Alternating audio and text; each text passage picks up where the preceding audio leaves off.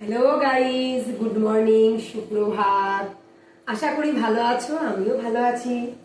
এসো দেখো আজকে সকালে ব্রেকফাস্ট কি করছি সবার সাথে একটু শেয়ার করতে চাই। এই যে বাদাম চাটনি বানিয়ে রেখেছি। এই যে কে কে জানো বলো এটা কি হচ্ছে। এই যে এটা হচ্ছে ব্যাটার। আর যে যে জানো কমেন্ট করে জানাও, আর যে যে খেতে চাও সেও চলে এসো। এই যে দেখো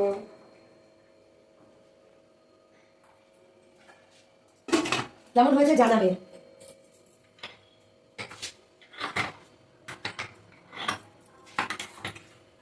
এই যে এখন আমি করবো।